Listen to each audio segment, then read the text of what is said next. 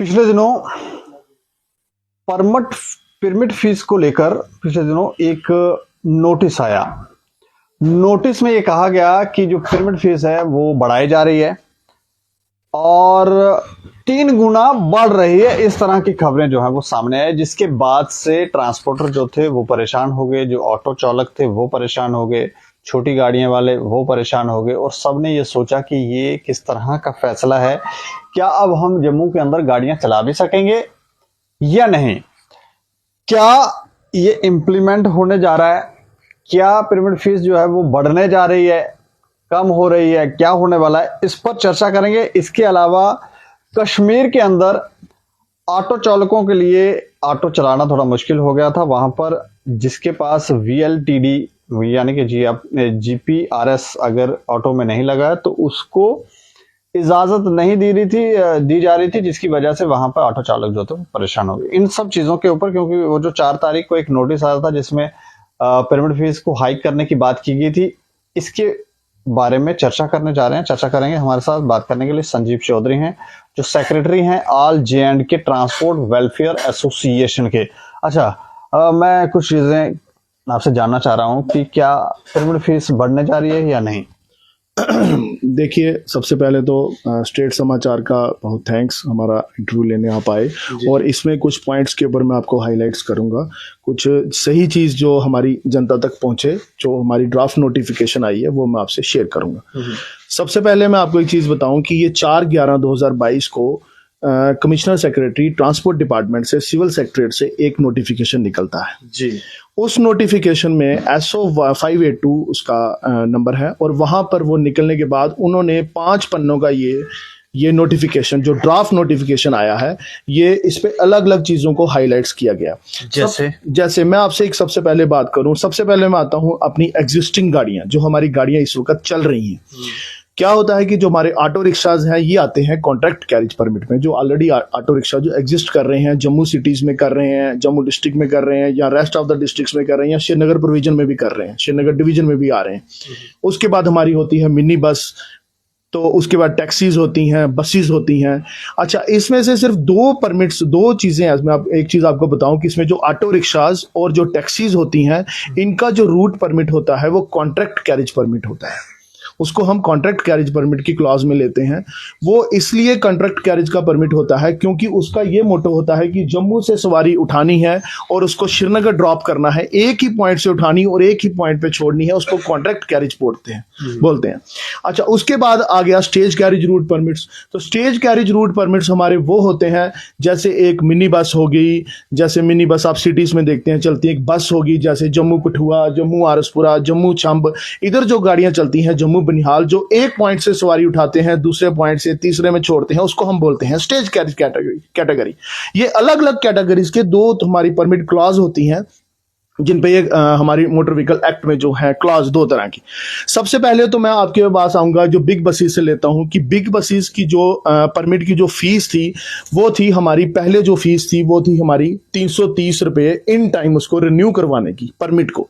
उसको गवर्नमेंट जो थी वो बढ़ाना चाहती थी, उसको 1000 रुपए करना चाहती थी, लेकिन हमने मैं पहले फीस का आपके साथ सारे कॉलम बता दूं कि उस फीस को नहीं बढ़ाया गया है। ठीक है।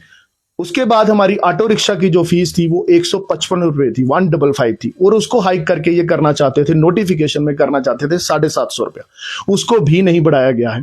ठीक है।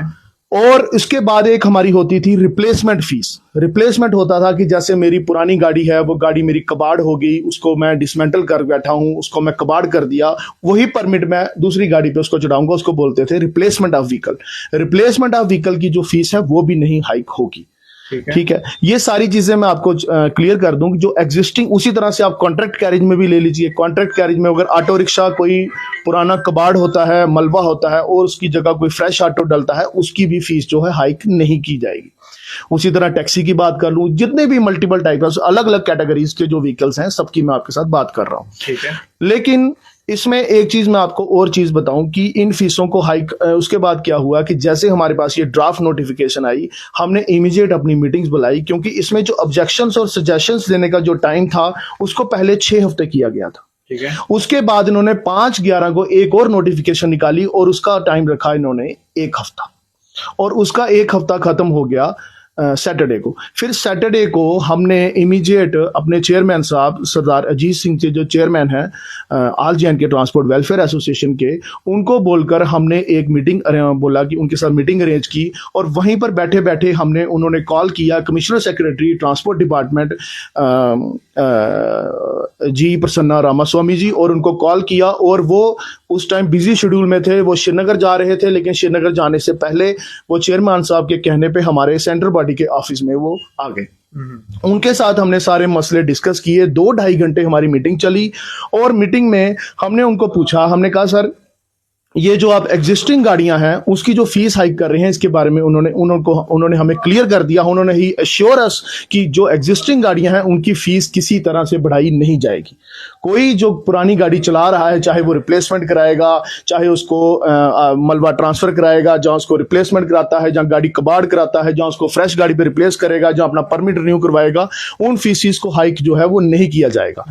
अच्छा, इसके बाद एक इस नोटिफिकेशन में काफी सारी चीजें हैं। एक नोटिफिकेशन इसमें ये चीज है कि मैं आपको बताऊं कि इन्होंने कॉन्ट्रैक्ट कैरिज परमिट्स जो हैं और स्टेज कैरिज रूट परमिट्स हैं उनको ओपन पॉलिसी में लाया है ड्राफ्ट नोटिफिकेशन में।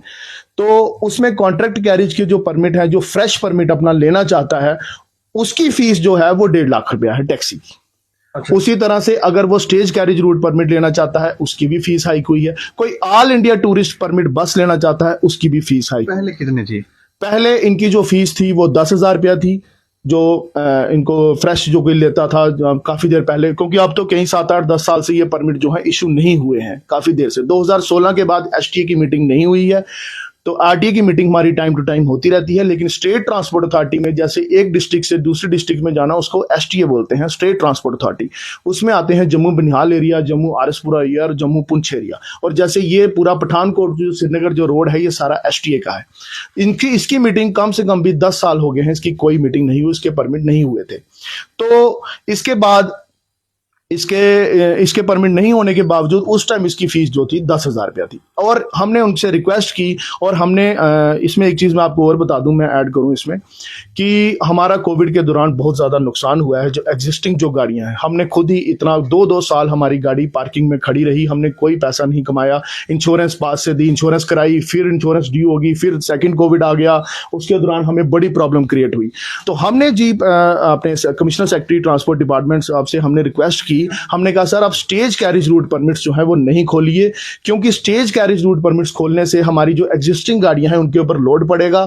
इतनी गाड़ियां हो जाएंगी जितना, क्योंकि जो पैसेंजर गाड़ी होती है we cannot take it as a load carrier policy, as a open policy of pickup van कि जैसे लोड कैरियर लिया कर वो चलाया। क्योंकि जो पैसेंजर गाड़ी होती है ये according to the need based of the vehicles होता है, जितनी सवारी जितनी गाड़ी की जरूरत है उतनी ही गाड़ी ये डलती है। इसलिए मैंने उनको बोला कि आप इस पर सर्वे कीजिए, आप इसको नहीं खोलिए। और फिलहाल उन्होंने स्टेज कैरिज रूट परमिट्स हैं उनके ऊपर रोक लगा दी है। उन्होंने बोला वो नहीं मिलेंगे, लेकिन कॉन्ट्रैक्ट कैरिज परमिट के लिए कॉन्ट्रैक्ट कैरिज परमिट के लिए भी हमने उनको बोला कि इसका भी आप सर्वे कराइए, अगर जरूरत है तो गाड़ी परमिट दीजिए, नहीं तो नहीं, जरूरत तो नहीं दीजिए। क्योंकि आप देखिए, आप भी जम्मू में रहते हैं, मैं एक चीज बताऊं, जम्मू डिवीजन में भी 1200 के करीब जो ई रिक्शाज हैं, ई व्हीकल्स हैं, वो इंट्रोड्यूस हो रहे हैं। आहिस्ता आहिस्ता ई रिक्शा आया, उसके बाद ई ऑटोज आ गए, अब सुनने में आ रहा है कि टैक्सी भी आ रही है। तो एक चीज और बता दूं, उसकी अमेंडमेंट हो चुकी है मोटर व्हीकल एक्ट में कि उसको परमिट की जरूरत नहीं है ई व्हीकल्स को, चाहे वो 7 सीटिंग कैपेसिटी वाला है, चाहे 5 वाला है, चाहे 20 वाला है। तो अब ट्रैफिक वाला तो चलान कर रहे होते हैं, वो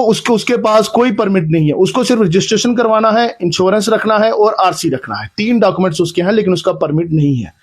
बस ये मैं ई व्हीकल्स का, ये जो बीच में आपने कहा कि ये हाइक हो गए हैं, जो हो ही रहे हैं, आप मतलब इतनी 1.5 लाख 1,25,000 देना ही है? नहीं, ऐसा कुछ नहीं है। जो स्टेज कैरिज रूट परमिट्स है वो तो खुले ही नहीं है। जो कॉन्ट्रैक्ट कैरिज रूट परमिट्स हैं उनकी फीस बढ़ाई गई है। अगर कोई लेना चाहता है तो कॉन्ट्रैक्ट कैरिज रूट परमिट्स होंगे, उनकी फीस हाइक के साथ ही उनको मिलेंगे, वो कम नहीं होगी। नहीं, वो कम नहीं होगी। इसके लिए हमने उनको ऑब्जेक्शंस और सजेशंस डाल दिए हैं। हमने फीस कम करने की बात रखी है, लेकिन गवर्नमेंट ने हमें साफ इनकार कर दिया कि इसकी जो फीस है वो कम नहीं होगी। अच्छा, और इसके अलावा और इसके अलावा हमारे पास ये जो एक हमारी फीस हुआ करती थी, जैसे टेम्परेरी परमिट हमारी फीस थी।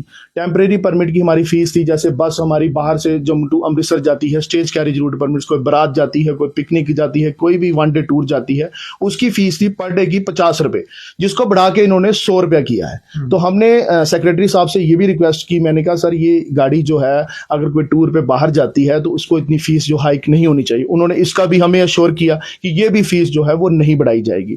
तो इस तरह की काफी चीजें उन्होंने हमारे साथ कोऑपरेट किया है कि जो एग्जिस्टिंग गाड़ियां हैं उनके ऊपर किसी प्रकार का लोड ना पड़े, उनकी फीसिस को हाइक नहीं किया गया है। नया जो अप्लाई करेगा उसको देने पड़ेगा। नया जो अप्लाई करेगा वो देखेगा कि मार्केट में काम है, मुझे गाड़ी डालनी है नहीं डालनी, अगर डालनी है तो कहाँ पे चलानी है, वो अपना सोच समझ के, क्योंकि गाड़ी की कॉस्ट भी बहुत बढ़ चुकी है, BS6 नॉर्म्स आ चुके हैं मार्केट में। अब वो तो है नहीं है कि इनोवा अगर कोई डालना चाहता है तो उस इनोवा कम से कम 25 लाख की तो उसकी चेसिस आएगी, उसके बाद वो 9% टैक्स देगा, फिर परमिट देगा, फिर परमिट के पैसे भरेगा, फिर वो देखेगा कि अगर वो गाड़ी डाल के इतना बिजनेस चला सकता है तो वो अपना देख सुन के ही गाड़ी डालेगा। इसके अलावा कश्मीर डिवीजन में ऑटो चालकों को काफी मुसीबत में वो थे, क्या क्या परेशानियां उनको आ रही थी और क्या उनके समाधान हुए? उनका ये समाधान हुआ है। सबसे पहले मैं आपको एक चीज बताऊं, एक व्हीकल लोकेशन ट्रैकिंग डिवाइस है, वो 1/8/2022 के बाद हमारे जम्मू एंड कश्मीर यूटी में मैंडेटरी हो चुका है फॉर एवरी कमर्शियल व्हीकल्स।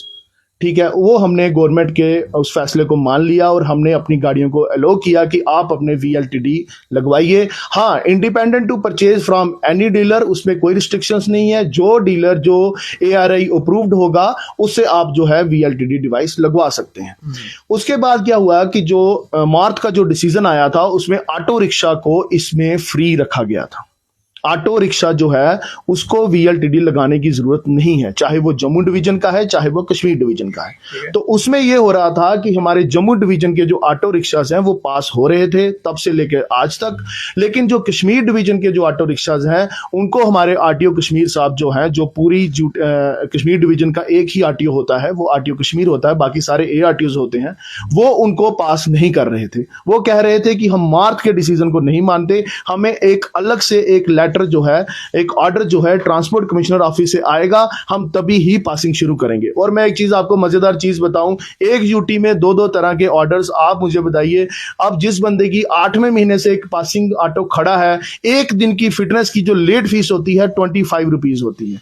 अगर वो 4 महीने खड़ा रहा तो 4 महीने के बाद उसको 25 रुपए के हिसाब से बनाएं, आप कितने पैसे बनते होंगे।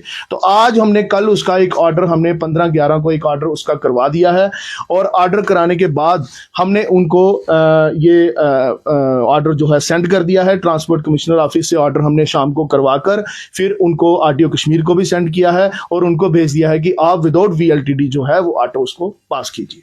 मतलब ये अच्छी खबर है कि अब बिना VLTD के कश्मीर में ऑटो पास होते हैं। जी जी, VLTD का जो इंडिपेंडेंट रखा गया है, इसको फ्री रखा गया है only for the auto rickshaws, या इसके अलावा ई रिक्शाज, या 3 व्हीलर्स और any transport vehicle which does not required of A route permit, जिसका परमिट नहीं है उसको इससे फ्री रखा गया है। बाकी सारी गाड़ियों में VLTD लग रहा है, मिनी बस में भी लग रहा है, बसेस में लग रहा है, इनोवा टैक्सी सब में इंस्टॉल हो चुका है। जो जो पासिंग करवाने आता है BY से वो इसको लगवाता है।